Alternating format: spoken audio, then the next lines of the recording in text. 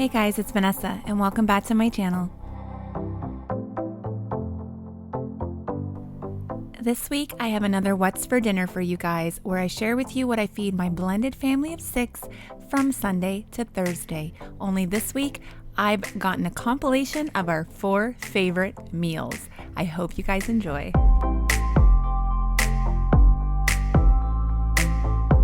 The first meal I want to share with you is old-fashioned goulash.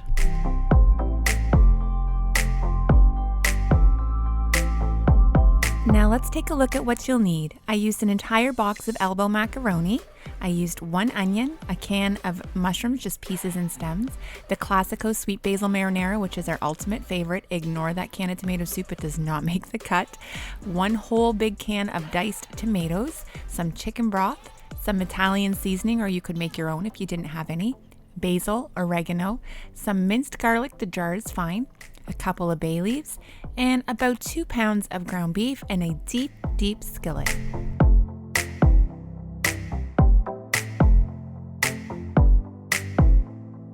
Now, a big reason I love this meal is it's all in one pan. So I'm gonna go ahead and start the ground beef and season it with just straight up salt and pepper.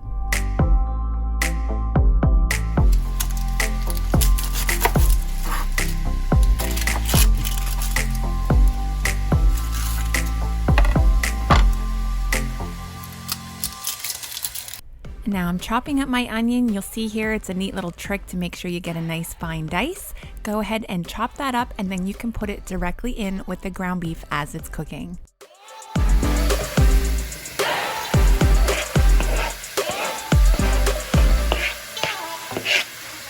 Go ahead and drain your can of mushrooms and add that to the pan as well.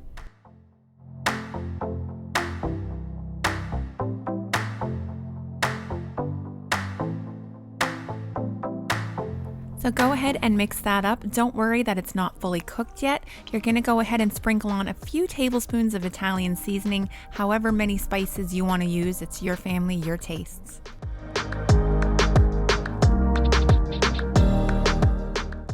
Now here I've added the jar of Classico sauce along with the entire can and the juice of the diced tomatoes. I just used a Kirkland can. You can go ahead and use any 28-ounce can that you have. I added 1 cup of chicken stock. Then I filled up my jar of pasta sauce with water and added that as well.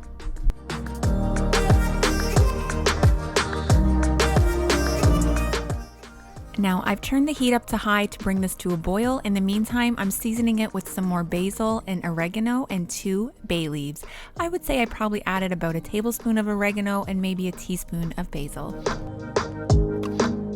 Now just give it a stir and let it come to a boil. As soon as it does, you're gonna add all of your pasta.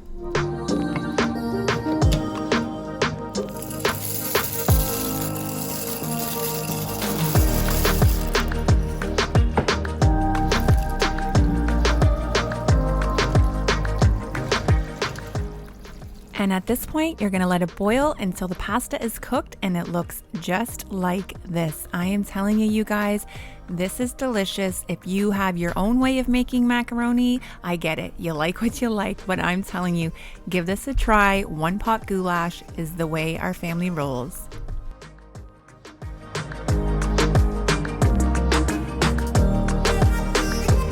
All right, next up for dinner number 2, we have shepherd's pie, 2 different ways.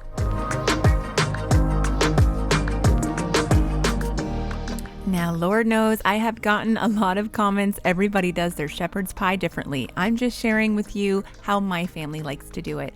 I'm gonna cook up this entire 10-pound bag of russet potatoes. I'm gonna use 3 cans of the cream corn, and I only end up using 1 of the cream of mushroom soup. And I like just peas, but you could use frozen peas and carrots as well. These are just the aluminum pans you can pick up at the Costco for $6.99 for a pack of 30. I was gonna go ahead and make 2, but I was a little ambitious, and I'm showing you guys the price of our hamburger is crazy, y'all.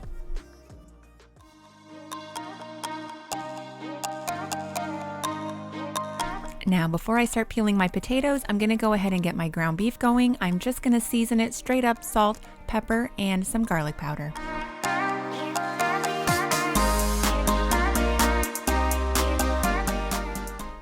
Now I'm just going to go ahead and peel up that whole bag. I know it seems like a lot, but when I'm making shepherd's pie, I don't know, my potatoes don't seem to go that far. And I like to have a nice substantial layer of mashed potatoes on my shepherd's pie. So it's just a rule of thumb for me. I need 5 pounds minimum, 10 pounds if I'm making 2. And that was kind of my goal today, knowing that we would probably eat it for a few days. Our family's big on leftovers here. Thank goodness.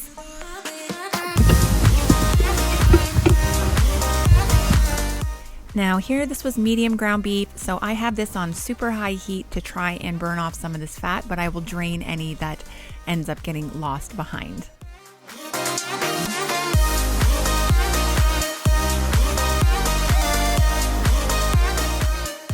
So here you can see I'm just going to chop up the potatoes. I like to use a big chef's knife for this.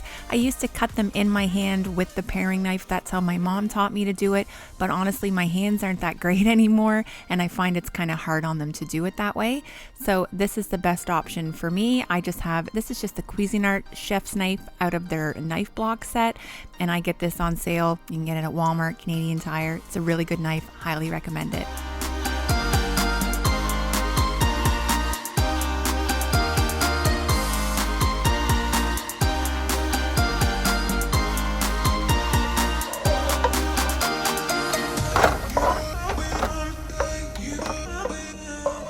Okay, here I've taken about half the ground beef and spread it down on the bottom of this pan. You could put more or less, it's up to you, but like I said, I was trying to make a couple.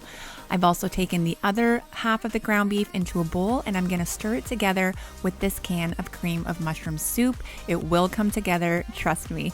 Go ahead and add however many vegetables you want. I just like to add peas. This is traditional. It was my Aunt Brenda who made it this way, and I just love her for showing me this. I was about 7 months or maybe 5 months pregnant when she made this on a course in the military, and when I went to her house in Ontario and she served me this, Lord, I was a happy girl. I was a happy girl. So shout out to you, Aunt Brenda.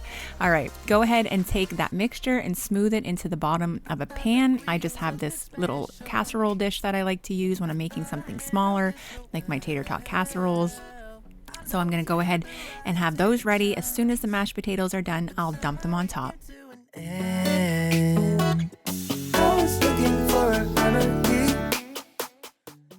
This is just a little tip that I learned from Rachel Ray. I used to love watching her. Throw your potatoes after you've drained them back on the heat when it's off to help absorb any extra moisture that's at the bottom, any water that you weren't able to drain out. I do this about every time I make mashed potatoes.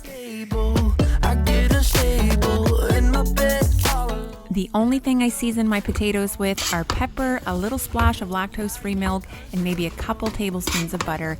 That is it. I find that's all that they need. The way that it made me feel, but later something changed between us, and now I don't know where we meet. I was looking for a remedy. Okay, so it's time to start building our first shepherd's pie, which is ground beef and then a layer of creamed corn. Now, I swear by Green Giant, you'll see the texture difference. These are the 2 cans, and I ended up having to open the other one. You see it's a little slimier. It's really good, guys, but I prefer Green Giant. But we worked with what we had in the cupboard. I'm just gonna take a giant ice cream scoop to go ahead and place the potatoes just to kind of keep it a little even. And I was afraid I was gonna use them all up in one and not have enough for the other, but you'll see that was a complete opposite problem.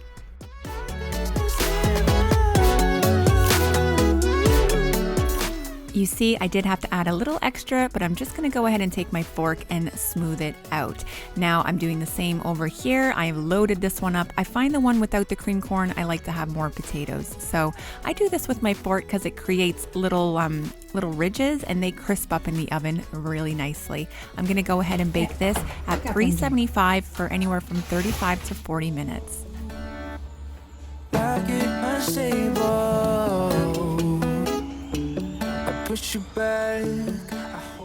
You could also top these with cheese. We've done that before. That's extremely delicious, very decadent. That's a fancy shepherd's pie in our house.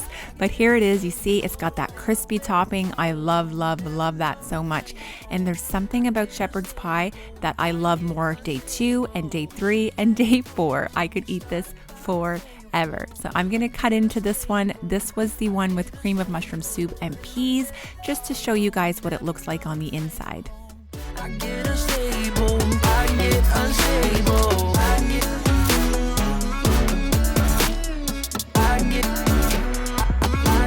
unstable. All right, now let's take a look at the one I grew up eating, much more traditional, or at least for my household.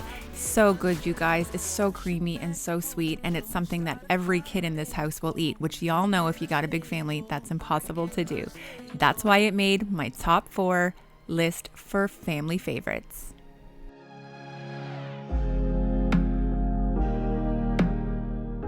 All right, you guys, this one is extra special to me. I call them my Aunt Paula's meatballs, but they are just straight up homemade sweet and sour meatballs. I will type the recipe out down below, but I am showing you guys this cookbook I've had since 2003. I've written in everything I've ever loved to make. This is the one that my family begs for on a monthly basis. Can you make those meatballs and rice?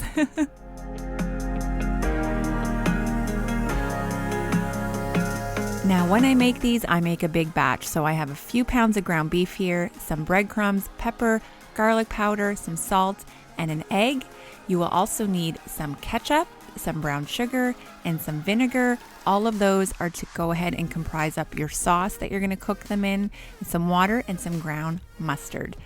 There's a lot of sugar in these, guys. Don't get me wrong, but please give it a try.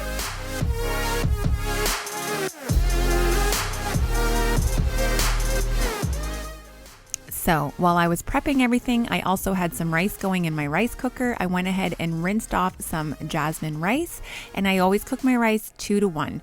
2 cups water to 1 cup rice.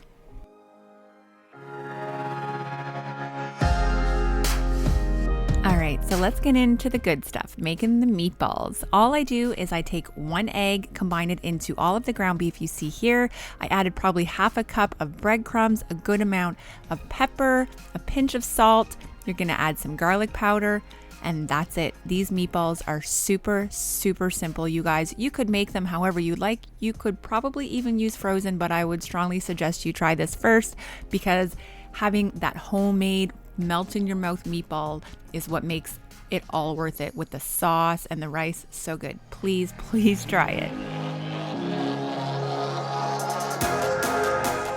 All right, now that I've washed my hands, I have a medium-sized cookie scoop here, and I'm gonna scoop these right onto a tray, because the first step in these is to bake them in the oven.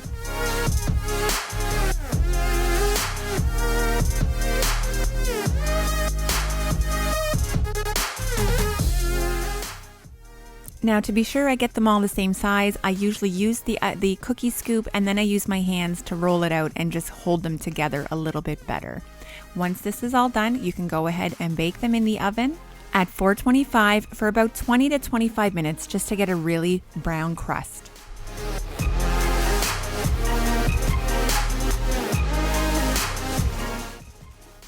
Now, I just wanted to show you guys this cute little teddy bear. He's like a clay bear that you put in your brown sugar so it doesn't get hard, and you soak it for 15 minutes in warm water, and you do that like every couple months. Anyway, works really good.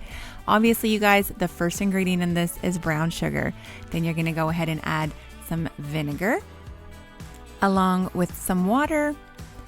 And I will leave all of the measurements down below, guys, like I said, or if you wanted to take a screenshot that I just showed you earlier. I'm also gonna add a lot of ketchup. I said this is like pure sugar sauce. You're gonna add some ground mustard to this as well, and you're gonna whisk it all together just until that sugar on the bottom is combined and you have kind of this weird red soup mixture thing. I'm telling you, don't eat this if you're diabetic.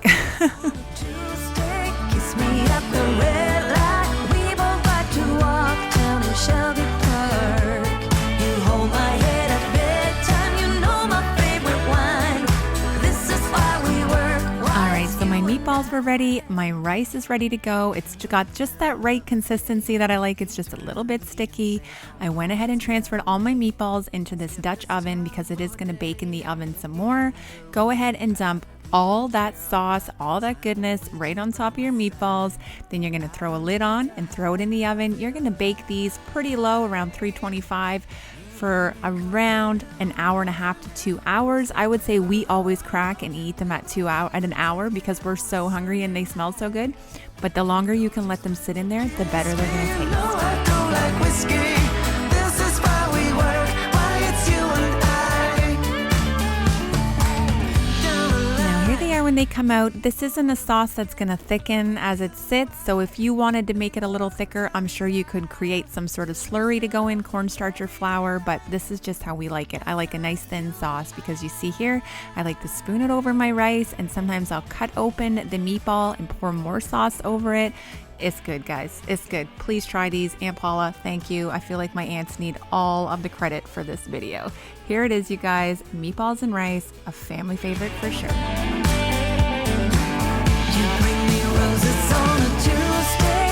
Now, I couldn't make this video without showing you guys a poutine, classic Canadian. And of course, if I'm gonna do it, we're gonna make our French fries.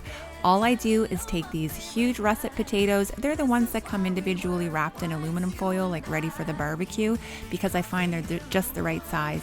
I just take a peeler to the edges, not the tips, because I want them to have that rustic steakhouse French fry kind of look. Just went to kiss me, you know I don't like whiskey. This is why we work. Now on each one, I'm gonna take a little slice off the edge to create a bit of a flat surface so that I can turn it over and create kind of longer slices that I can then cut into French fry shapes.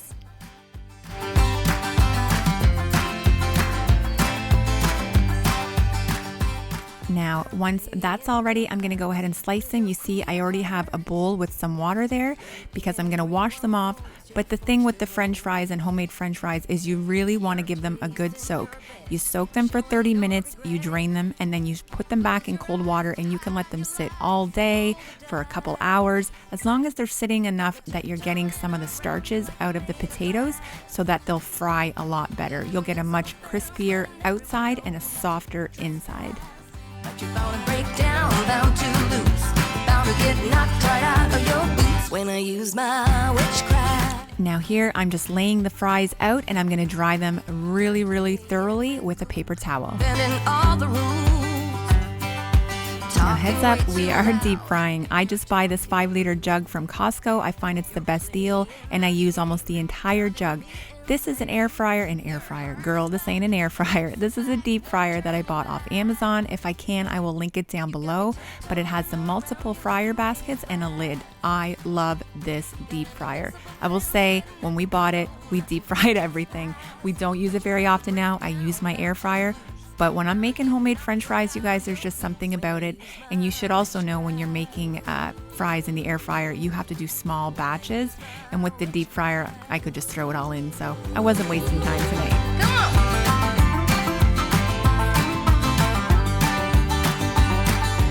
So if you noticed when I dropped my fries in, they didn't sizzle that much because I fried them at 300 degrees for just a few minutes to par fry them. Basically, it's like par boiling them. So I'm par cooking them. I'm gonna let them sit here, and then I'm gonna go ahead and put them back in the air fryer at a higher heat until they're done just the way I like them, which is about this darkness. When I use my witchcraft. Here you can see they're delicious, just the right crispiness. They remind me of Swiss Chalet French fries. If you've ever had their fresh hand-cut French fries, they're so, so good. Go ahead and pour these out onto a paper towel lined tray and season them right away so the salt sticks to the grease. I know, sounds gross, so, so good though, you guys. Now that the fries are done, I'm gonna go ahead and prep the gravy. I've been using this Rose Hill brand from Costco. I bought this big bag of it. It is perfect. It's a thick brown gravy, which is perfect for a nice classic Canadian poutine.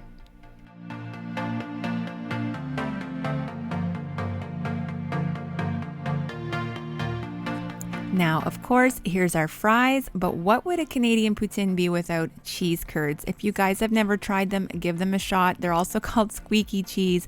Absolutely love them. You could just do mozzarella, but we're keeping it Canadian here, right guys?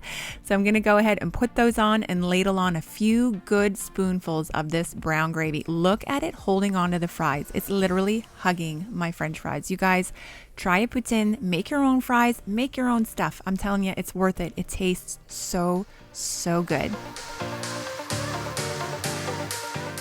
All right, you guys, that is it. I really hope you enjoyed this week's video. It was really fun for me to sit and pick out all of our favorite foods because let me tell you, now I'm about to go and eat something because I'm hungry. I hope you enjoy this. Please take a second to like and subscribe. Give it a big thumbs up. And y'all know I will see you in my next video. Take care.